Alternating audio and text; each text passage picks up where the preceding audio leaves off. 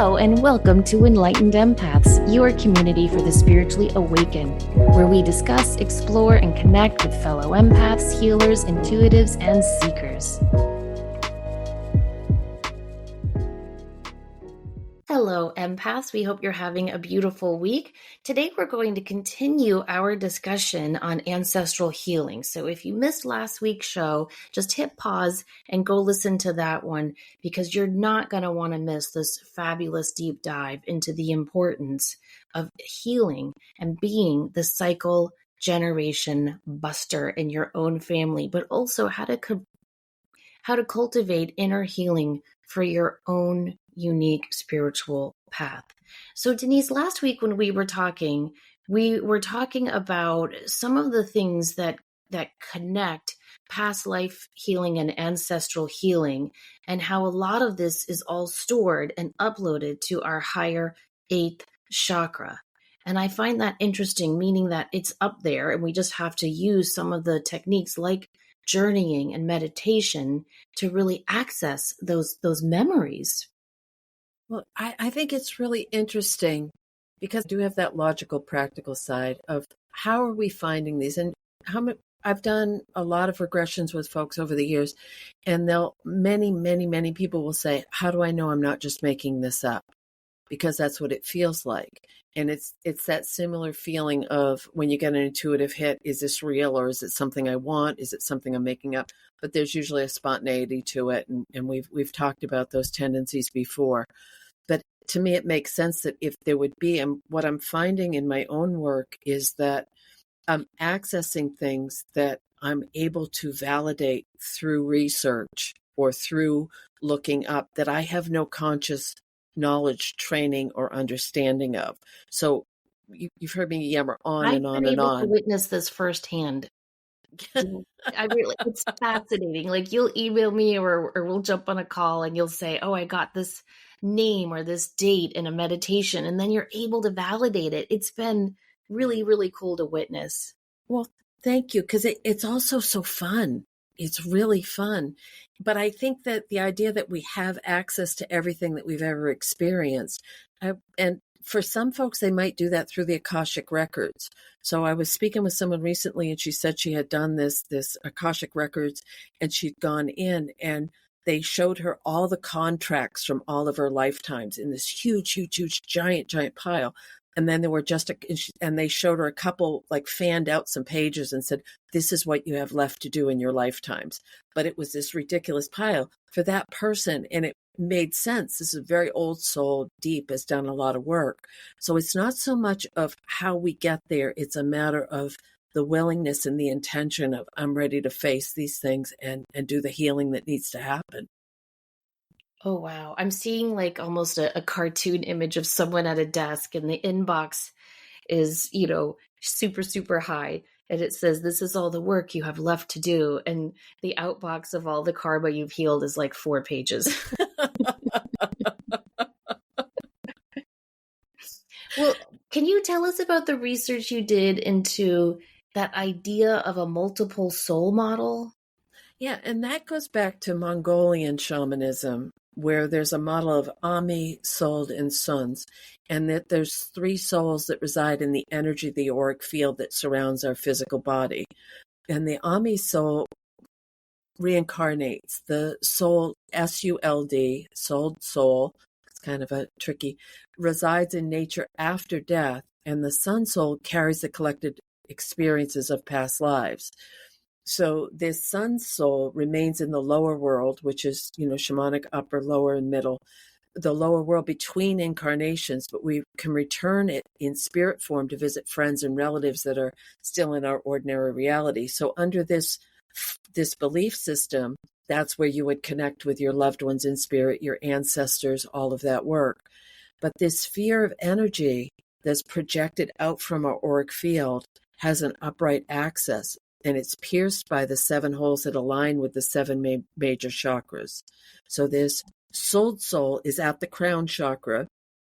So that kind of relates to what Alberto Villoldo said with that 8 up in that crown area, which his was a bit above. But as a direct connection to higher realms, Well, the other two souls move back and forth through the other holes of the chakras in a sine wave kind of a pattern. So to be in balance, the Sun's and Ami souls should always be on opposite sides of the axis. And that might be kind of hard to visualize with just, hearing it through this podcast. But it makes sense to me that there would be that the three supporting each other. Three is such an important numerology number, these three souls, and it kind of makes sense. Well, the Egyptians had that as well. The Ba and the Ka, like all those, they had the different ideas. Yeah.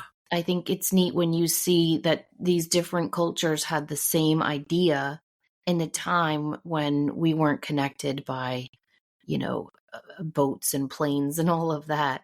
They came up with these same models of this. It's explored also really, really well in a fascinating book called The Binary Soul Doctrine.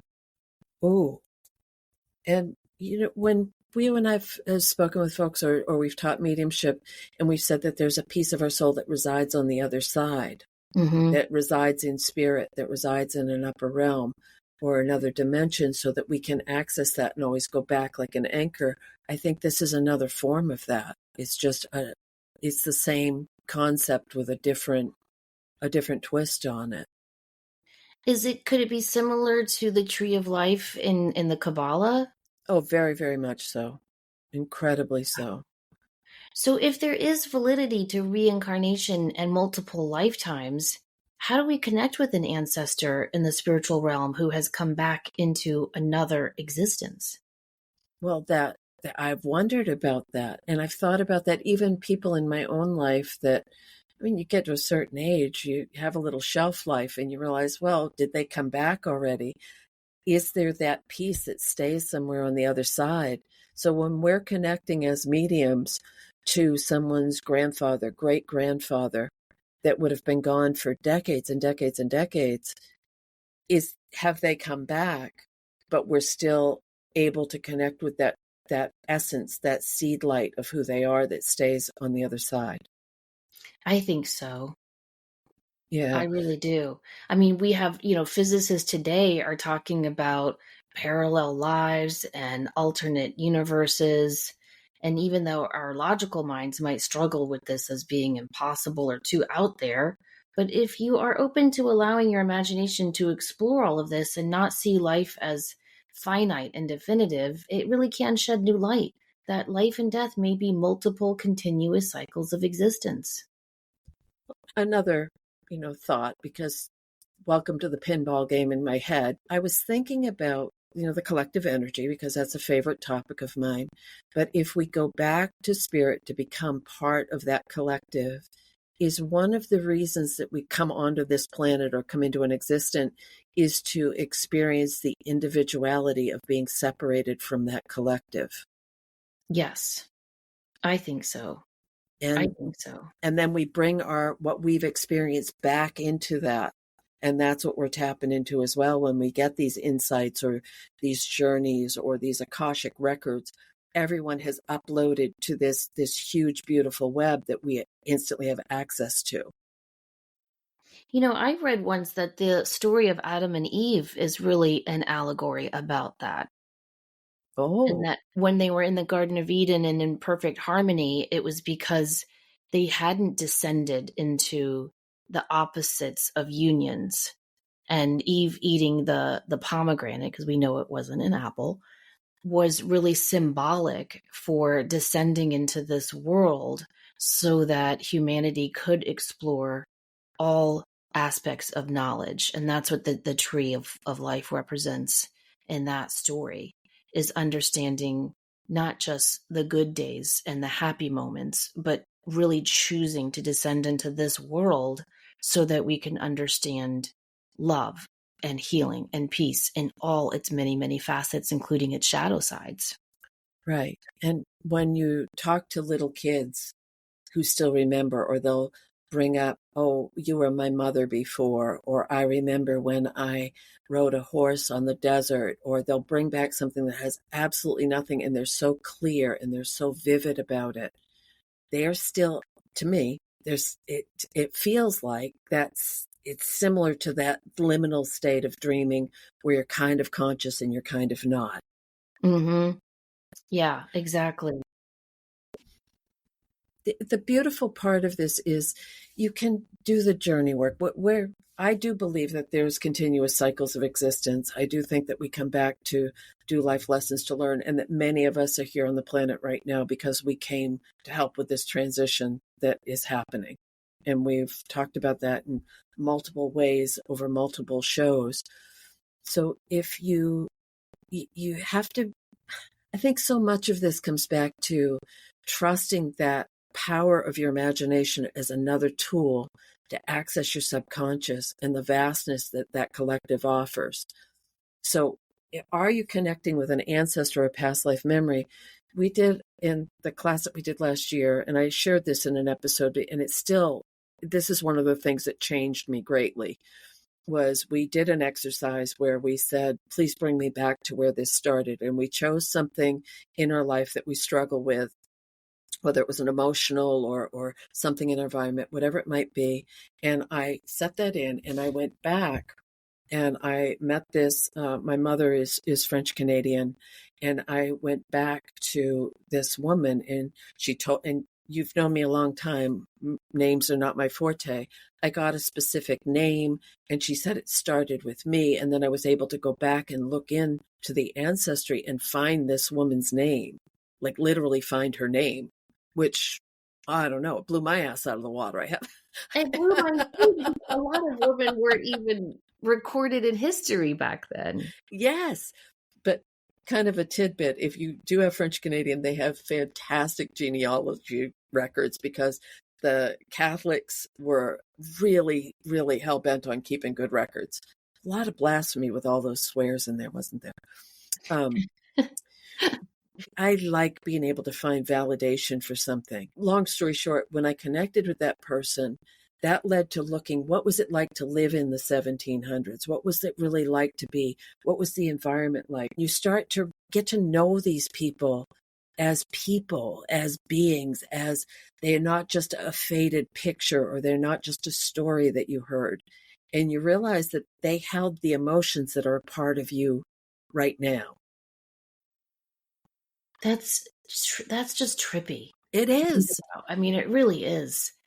Well, one of the things you're going to talk about in your class are these 4 areas to consider if you're going to begin to be able to shift your consciousness into healing this, whether it is connected to past life or an ancestral healing. And part of that is accessing the Akashic records. Could you tell us more about all of that? With karma, it's dealing with repetition, compensation, or retribution. So when you look back at this lifetime or past life regressions to find the root cause, if you go back far enough, if you similar to what we said in the last show, if you're not finding the root cause in this lifetime, it probably happened before you got here. But if you have a karmic work that you're working on, this is what we're trying to do, and becoming aware of the source or the pattern. Are you doing something the same way over and over again and expecting different results? I was thinking another thing that came through for me as I thought about my mother, her mother, my great-grandmother, and there were similarities between their end of lives. Very clear delineations between the end life for all 3 of these women. Was it because they hadn't done the healing or made different choices? Or was it because they were trying to work through something karmic that was passed down? So when you start to become more aware of the source and the pattern, then you can work into releasing those emotions and the attachments that are keeping you stuck in that place. What I love, and a lot of this is, even by my standards, a little airy-fairy woo-woo, but it's when you start to feel the gratitude from those people in spirit of they've been relieved, or they'll see you doing the work. And as a medium, haven't you had a lot of folks, like you'll bring someone through and they'll say, I'm so grateful that I'm so proud of you for doing this, because it's something they weren't able to do or they weren't able to release. Yes. Yeah, you can see that in the breadth of mediumship work. I think that's what makes us so passionate about, healing it and teaching it to other people. I do not mean to toot my own horn. This is not about me. But years ago, I want to say it was 7, 8 years ago, I did a reading for a gentleman, and his father came through with a lot of good messages for him, but he had some messages for his older brother, meaning this client's father's brother, so the client's uncle. And that uncle, actually, I never read for him. And he reached out to me a couple of months ago to say that the messages his brother brought through in that reading have helped him heal. Wow. So we don't even know sometimes, that was years ago. I kind of forgot about that reading, because it, as we say, it comes through us, not from us. Right. Um, but I think it's important to think about the work that you can do as a medium, but we're passionate about saying we're all mediums, and you can be the medium for you and aspects of you, but also for you and aspects of your ancestors. You don't have This to go to someone else for this. Right, right. When you do this level of work, it really changes how your interactions with people in this world, in your relationships with family, with friends, with whatever, but also with those folks in spirit. And don't you find when you connect with your people, if I connect with my parents or loved ones in spirit or friends that have passed, my first initial reaction isn't, oh, I have a woman, she's X amount of years. I get the emotion, I get the love, I get the feeling because I knew them so well. Mm-hmm. And that's what we're doing with this work is we're connecting with those old emotions, which, Yeah, exactly. And sometimes, I have to be honest, sometimes when I do this work for myself, if I'm doing a journeying exercise to connect with my great grandfather or my grandfather, for example, I think, oh, I probably am imagining that, that's mm-hmm, that's what I think he would say, or that's what I think he would look like. And a couple of years ago, I don't know, I just was like, I'm going to start connecting with my paternal grandfather. I didn't know him. He died when I was almost 4. And I still to this day, I carry his picture in my wallet. And I just started, doing some meditations to connect with him. And it was lovely. And I thought, well, that's good for you, Samantha. You have such a great imagination. And a couple of months later, my cousin, who I hadn't talked to since I was in high school, reached out to me on Facebook. And she knew that side of the family. Long story short, my mother did not like my dad's family, so we did not know that side of the family very well. What a shock. But that cousin told me all this stuff about my grandfather that I never knew. And even, I mean, how dense was I? Even in the moment, I wasn't like, "Ooh, that's because I've been making this effort to connect with my grandfather." I just was so caught up in these stories I hadn't heard. But I think it was connected to him actually appearing in that meditation and saying, "Oh, how nice. My granddaughter wants to have a deeper relationship with me. Let me connect her with someone earthside who knows a lot about me and grew up with me." right. And to take that even a further step, was your initial connection with wanting to know more about that grandfather because you're doing some work that's helping heal that lineage on that side of the family? Or is he doing work? Yes. I don't know. Yes. It comes back to it all being a spectrum and interconnected. Yeah, exactly. So once you become aware of the source of the pattern, you release the emotions and the attachments, then you can release the intentions and you can rewrite those. So similar to what we mentioned as far as doing a soul retrieval or going to the Akashic records where you rewrite the contract. But the whole point of all of this is taking the lessons, all this work that you've done so that you can apply it to your present life. And then you don't have to come back in and do it again. Hopefully. That's the With plan that in anyway. mind. But it can help you to, I mean, gosh, Denise, that makes me so tired. I can't even think about future lives. I got to focus on this life now. Yes. Yes.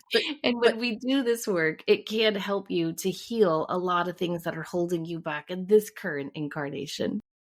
right, because whatever you're facing in this present life, the more you can go into these records, these healings, to get as much information from your past lives or from the Akashic records or from journey work or from meditation. The healing is going to be the most effective if you focus on one thing at a time that really warrants. So you have to prioritize. You have to triage your emotional trauma, I guess. Yeah, exactly. And just think about the incredible depths of healing you can work on. Are you overly passive or submissive in relationships? Do you sacrifice your own happiness to help keep the peace with other people? Do you allow criticism or excessive demands or any type of abuse that is dishonoring? I mean, these are big things we can work on. Do you have physical or health issues or chronic issues like Denise was talking about last week that you'd like more clarity on and understanding about? What is this trying to teach you? Where did this originate? And a lot of the stuff that we're talking about feels heavy and dense, and oh, I don't want to pick at that scab. I don't want to rip off that Band-Aid. But there's also this lightness that comes in with it, this feeling of, for me, I love knowing there's a reason or a catalyst and being able to address that by saying, okay, this isn't because I'm insecure or because of this happened in my life, but it might be something a little deeper. And when you can address that and make peace with it and replace those behaviors or those thoughts or those patterns with healthier choices, it improves your quality of life and your sense of self. Well, I'll quote Dr. Phil again. You can't change what you won't acknowledge. And sadly, there's a lot of truth to that, isn't there? Yeah, there is. And so if you do feel stuck or you feel as though you're isolated or you haven't been the same, you haven't been yourself in a lot of years, that's not going to change until you consciously acknowledge it and really look at yourself openly, blatantly, under a huge spotlight and start to see the patterns that are cropping up and see where your actions or inactions are contributing to that. And then you can go to the root source by doing this journeying work. Right. And I would love your take on this. I've shared this openly for many years that when I journal in the morning, I end with affirmations. And I caught myself a couple months ago that they had become kind of rote, that it was just part of, oh, I'm ending the writing. I am, and I would always use I am statements and these things.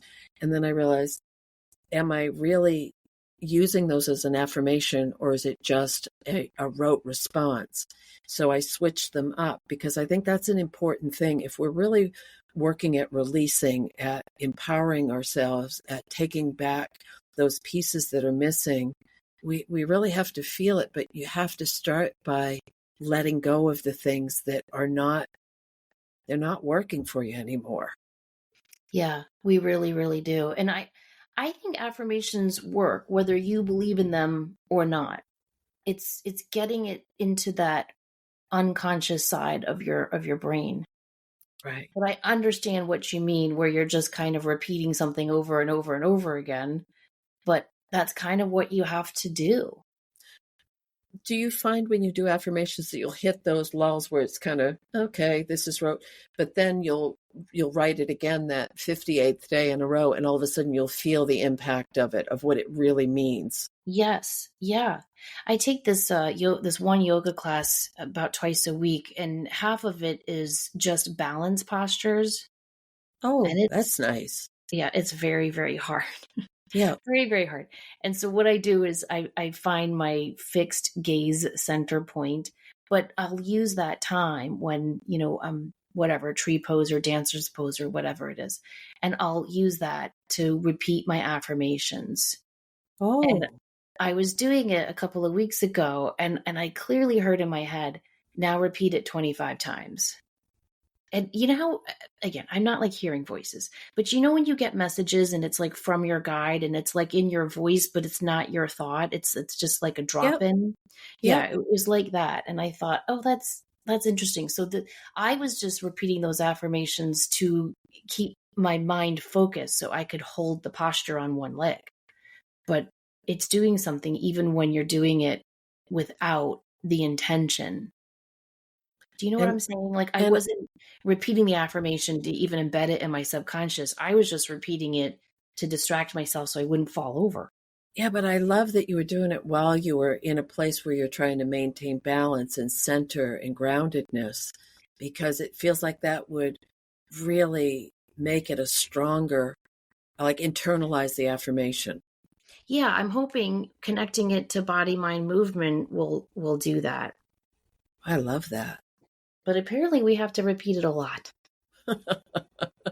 And you can start with statements of I release. I release any and all negative energy from any difficult experience in my past. It can be that simple. Just if you're saying, I don't even know where to start, make it a generic. I release any and all, anything that's holding me back. That's something I've worked on a lot this year is please help me to, I'd always do this prayer meditation and ask to be brought to how can I release any limitations, self-imposed or those given to me that are holding me back. And I think when we start to release that negative energy, you can say, I release any toxic attachments to people, to places, to experiences, to whatever it is in time and space that's keeping you stuck. That it's the picture in my mind is always the little kid running on the playground and someone grabbing the back of their shirt to hold them back. You're ready to pull out of this. You're ready to break free. You're ready to change the patterns, but you just need that little extra oomph to release and get away. Do you know what I add to my affirmations at the end? In all directions of time. Yes. Yes. And And I that think ties that, in beautifully with the ancestral healing. yeah, yeah, yeah. So I even say that to because I always say my prayer of protection for my girls every morning. And I'll always do my prayer of protection for the girls. And I'll say in all directions of time, past, Yeah. present, and future. So I think that's really important to add. But I love the release statements. Right. Or you could start with an I am statement. I am is powerful. Even biblical references on that one. Well, But when Moses said to God, "Who are you?" What did he say? that's right. I See? am that I am. And it could be as simple as I'm open to a deeper awareness and understanding of my soul purpose. Many folks are in a transitional place right now of saying, I know there's something more I came here to do, and I'm not quite sure what that is. That might be something that you're overcoming a block, or you're releasing an old pattern, or I'm free to live the truest expression of myself. Ooh, I that's think that's, powerful. oh, it is. It's always so desperately sad to me when you can feel or someone or they'll share with you that they're not living true to who they are out of fear or out of conditioning or out of familial expectations. So giving yourself permission, even if it's just in your own little world, to say, I'm free to live the truest expression of myself, that is going to bring back a piece of your heart and your soul that is going to emanate into all aspects of your life. Another book I can't recommend enough is Love, Medicine, and Miracles by Dr. Bernie Siegel. And he actually touches upon this. So he is an oncology doctor who was one of the first to really understand the mind-body connection between physical illness and what's going on in our emotions.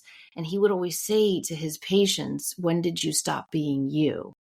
And he talks about how whoever you're supposed to be always seeps out. You can't hide it, suppress it, or repress it. And he talks about this man who was an amazing painter. He was just a beautiful artist. And something tragic happened in his life, and he was never able to paint again. And guess what his job was? He was a house painter. Oh, Yeah, and he has example after example of people who, for whatever reason, weren't allowed to be who they really came here to be. But he always will say it pops up, because who you are is who you are. And I think when you use affirmations like that, I am free to live the truest expression of myself, you can heal yourself emotionally, but also physically. right. I agree. And I think we've mentioned this a lot, the science that's starting to support that mind-body connection. Mm-hmm. Um, Yeah. You might start with an affirmation that says, I have free will and make my own choices for my highest and best.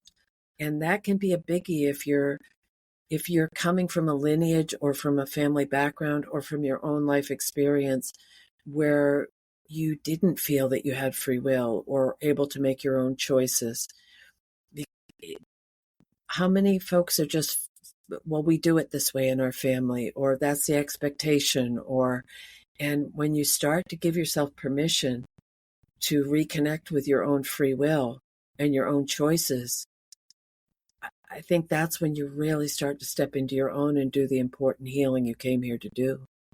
Yes, I agree. And you can also use I forgive statements, like I forgive all karmic debt and ask that all of my karmic debt be forgiven. I deserve happiness now. Yes. And you know what's a good one to do is writing these affirmations or saying them out loud. I think you do have to add that physical component. So you either have to physically write them down or orally say them out loud. I think that's really, really important. But then you need to pay attention to how that affirmation feels in your body. Because 100%. sometimes, right, you'll say, like, I deserve happiness now. And you might get a little twinge of, really, right now? I don't know. I still have to do this, and I got to work on that, and I need to forgive this person. So pay attention to what pops up. If you say, I forgive all karmic debt and ask that all my karmic debt be forgiven, does that make your root chakra go, ooh, ouch, what debt do I owe? You got to pay attention to those initial reactions and address them. It's so important. So important. And you know what else is, going back to the mind body stuff for a second. When you think about, I'm going to use my example. I don't have high blood pressure. I don't have heart disease. I don't have a lot of things that are in my biological family of origin and generations back. Is it because I'm living more true to who I am now and expressing this side of what I don't know, but I've made some conscious choices to break those. To remember the guy we talked to a few weeks back, and he said, "You're not breaking them, you're healing them." That has been so in my head. Yeah, that is such a critical distinction. And you can get into, what is it, epigenetics yes, we have a biological blueprint, but this work is letting you know that, yes, you might have come in with a blueprint genetically, but the work that you can do throughout your lifetime, it's never too late. That's what I love. If you're 20, if you're 50, if you're 90, it's not too late to address whatever's holding you back or that's been carried over in your family. Exactly. And one thing I feel as though I have gleaned from years of doing readings, there's something magical about this earth. I mean, obviously there's something magical about this beautiful planet, but the time we spend on earth, I am repeatedly shown in readings and in some of the more magical dreams I've had that we can do this healing work on the other side. We can, but it's accelerated here. It's more potent here. It's more impactful here. Do you ever get those messages in your readings too? Very, very much so. Very much so. And even more so lately. Like I would say in the last 4 to 6 months, that's even stronger and stronger with the need to connect with, for those of us that are very nature-based people, to connect more with the elements, to connect more with the healing that the earth needs as well. And I think that there is a reason we're in this density to do this level of work. I do too. And so it's just important for everyone to remember what you just said, that it's never too late. You can always do this work. But I just wanted to add, I think it is so important to do it here, right now, in this timeline. Yes, because I love, and I've said this over and over, but it stuns me every time when I connect with I'm doing a reading with someone and I get this strong feeling, this clear cognizance of, oh, it's you're the one that came in to do the heavy lifting for your family. And then I'll immediately feel this surge of energy from spirit for that person. of gratitude, of pride, of love that someone is finally taking the lead to end it or to deal with it. It's Or to heal big. it. Yes, yes.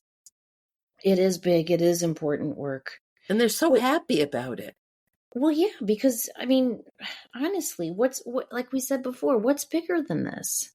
Well, and I'm convinced that if we're doing this for ourselves, for our quality of life, for our friends, our family, yes, it is our presence here on the planet right now.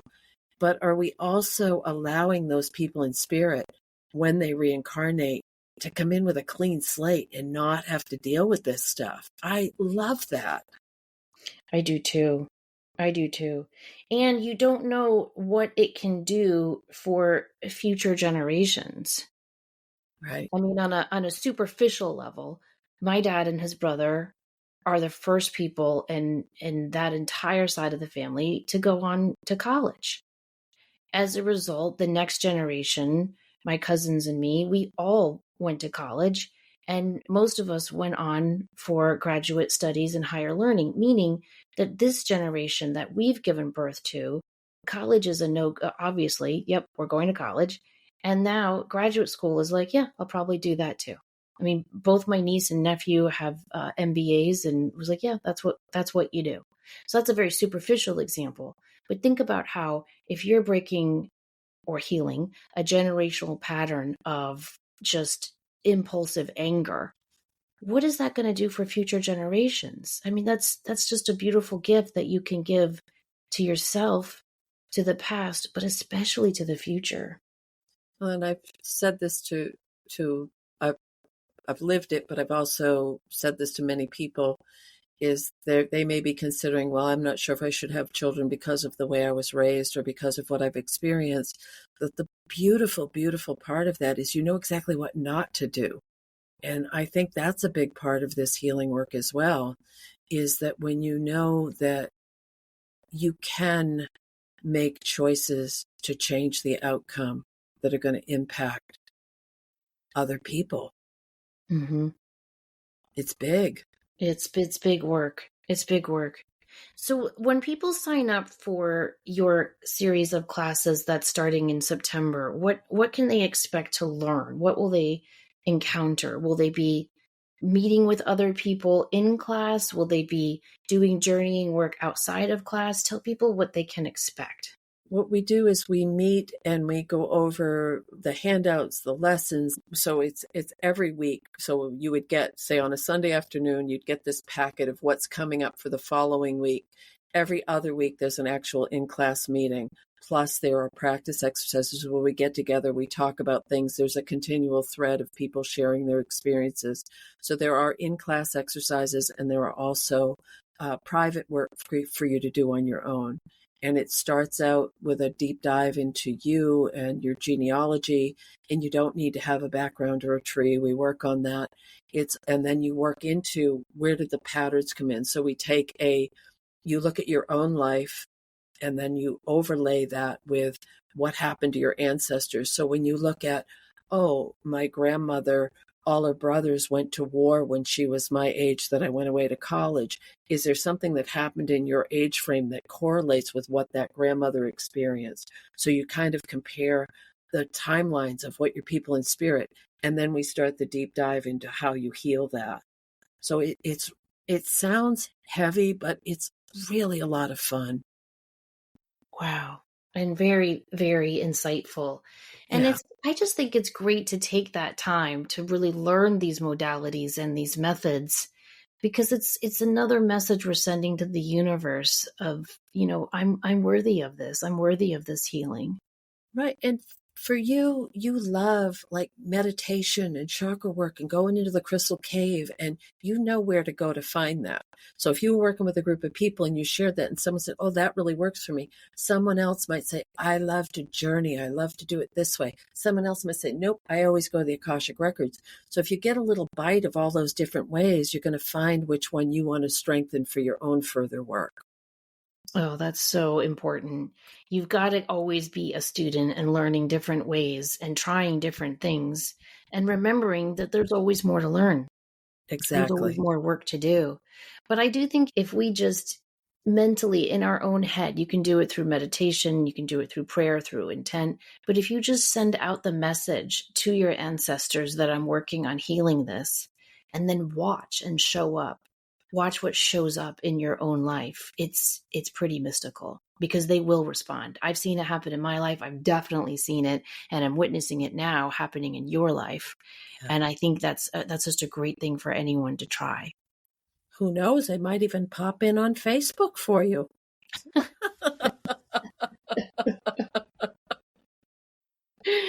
Anything else you want to add? No, I think we're good. Well, thank you guys so much for listening. We hope we've given you a lot of food for thought. Remember, you can check out more of Denise's class offerings at thegratefulmessenger.com. Have a great week, everyone, filled with wonderful inner journeying, meditation, and maybe some happy Facebook messages as well. Show up, do great work, and share your light. Take care.